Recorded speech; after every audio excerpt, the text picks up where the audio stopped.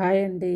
ఈ వీడియోలో ఇంకొద్ది రోజుల్లో శ్రావణ మాసం వస్తుంది కదండి. శ్రావణ మాసంలో వరలక్ష్మి వ్రతం చేసేవారు తప్పకుండా తెలుసుకోవాల్సిన విషయాల గురించి ఈ వీడియోలో చెప్తానండి. శ్రావణ మాసంలో పౌర్ణమికి ముందుగా వచ్చే శుక్రవారం అమ్మవారిని వరలక్ష్మి రూపంలో కొలుచుకుంటాం. అనివార్య కారణాలతో ఈ రోజున కుదరకపోతే మాసంలోని ఇతర శుక్రవారాలలో ఈ వ్రతాన్ని ఆచరించవచ్చని పండితులు చెప్తున్నారు. కులాలకు అతీతంగా ఎలాంటి ఆడంబరం అవసరం ఆర్భాటాలు లేకుండా చేసుకునే ఈ వ్రతంతో అమ్మవారు తప్పక ప్రసన్నులవుతారని హిందువుల నమ్మకం. వరలక్ష్మి పూజ చేసేవారు ఈ విషయాలు తెలుసుకుని పూజను ఆచరిస్తే అష్టైశ్వర్యాలు లక్ష్మి అనుగ్రహం సొంతమని పండితులు చెప్తున్నారు. వరలక్ష్మి వ్రతానికి ముందు రోజే ఇంటిని పూజ గదిని శుభ్రం చేసుకోవాలి. ఇంటి గుమ్మాలకి పసుపు కుంకుమలను రాసుకోవాలి. ఇక పూజ జరిగే రోజున ఉదయాన్నే నిద్రలేచి తలస్నానం చేసి ఇంటిని మామిడి తోరణాలతో అలంకరించాలి. లక్ష్మీదేవిని ఈశాన్య దిక్కున పూజిస్తే శుభం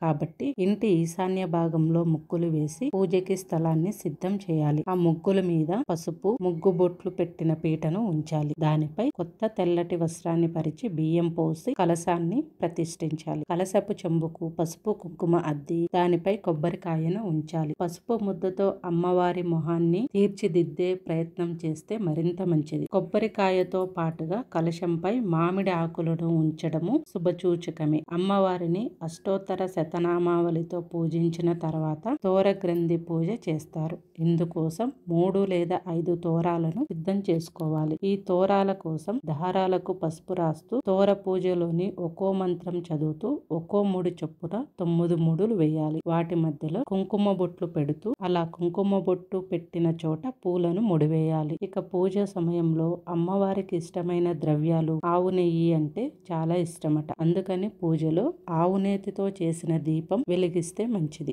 అలాగే ఆవు పాలతో చేసిన పరమాన్నం గాని పాయసం గాని నివేదిస్తే అమ్మవారు ప్రసన్నులవుతారు. వీటితో పాటుగా మన శక్తి కొలది తీపి పదార్థాలను అమ్మవారికి నివేదించవచ్చు. కొబ్బరికాయ అన్న అరటి పండు అన్న కూడా లక్ష్మీదేవికి ప్రీతికరం కాబట్టి ఈ పండ్లను కూడా అమ్మవారికి నివేదించడం మరవకూడదు. వరలక్ష్మి పూజలో భాగంగా అష్టోత్తర శతనామావళి మహాలక్ష్మి అష్టకము తప్పకుండా ఉంటాయి. వీటితో పాటుగా కనకదార స్తోత్రము లక్ష్మీ సహస్రనామము అష్టలక్ష్మి స్తోత్రం చదివితే అమ్మవారు మరింత ప్రసన్నులవుతారన్నది పెద్దల మాట. ఇలా నిష్టగా సాగిన పూజ ముగిసిన తర్వాత ఒక ముత్తైదువును అమ్మవారిగా భావించి ఆమెను ఆతిథ్యం ఇవ్వమని చెప్తారు. వరలక్ష్మి పూజ రోజున ఇంట్లో శాకాహారమే భుజించాలి. ముత్తైదువులను సాగనంపిన తర్వాత భోజనం చేయాలి. సాయంత్రం వేళ వీలైనంత మంది ముత్తైదువులను పిలిచి తాంబూలాలు ఇవ్వాలి. అమ్మవారి పూజ ముగిసినా కూడా ఎట్టి పరిస్థితుల్లోనూ ఉద్వాసన చెప్పకూడదు.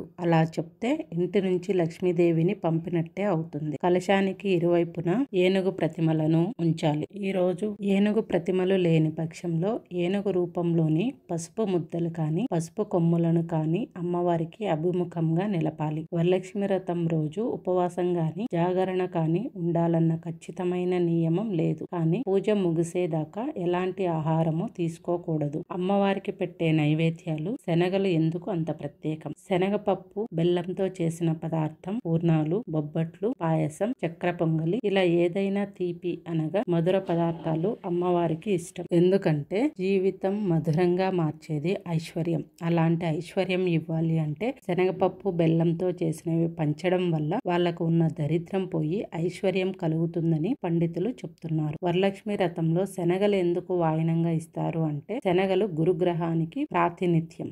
గురుడు ధనకారకుడు విద్యాకారకుడు. ఇవి ఉంటే జీవితంలో సగం ఉన్నట్టే. జీవితంలో డబ్బులు చదువు భార్యాభర్తలు చక్కగా ఉండడం సంతానం ఇవన్నీ ఉంటే జీవితంలో లోటుపాట్లు ఉండవు. ఏ స్త్రీ అయితే వరలక్ష్మి వ్రతం చేస్తుందో ఆ స్త్రీకి కావలసిన సంతానం గాని మంచి దాంపత్యం గాని సంపద గాని వీటన్నింటిని పొందటం కోసం శనగలు వాయనంగా ఇవ్వడం జరుగుతుందని చెబుతారు. కాబట్టి శనగలు వాయనంగా ఇవ్వడం వల్ల గురుబలం పెరుగుతుంది. స్తోమతను బట్టి 9 మంది మంది ముత్తైదువులకు వాయనం ఇవ్వడం లేదా ఒక ముత్తైదువునకు పూర్ణాలు శనగలతో కూడిన వాయనం ఖచ్చితంగా ఇవ్వాలి. ఇలాంటి జాగ్రత్తలన్నీ తీసుకుని వ్రతం చేయడం వల్ల ఎటువంటి అమంగళము జరగదని పండితులు చెప్తున్నారు. ఈ వరలక్ష్మి వ్రతం చేసేవారు తప్పకుండా తెలుసుకోవాల్సిన విషయాల్లో కొన్ని ఉండి కొన్ని లేకపోయినా పూజ మాత్రం మనస్ఫూర్తిగా మనం అమ్మవారి మీద నమ్మకంతో చేస్తే ఏవి ఉన్నా ఏవి లేకపోయినా అమ్మవారు మనల్ని అనుగ్రహిస్తారండి. ఈ వీడియో కనుక మీకు నచ్చినట్లయితే లైక్ చేయండి, షేర్ చేయండి, కామెంట్ చేయండి అండ్ సబ్స్క్రైబ్ కూడా చేయండి.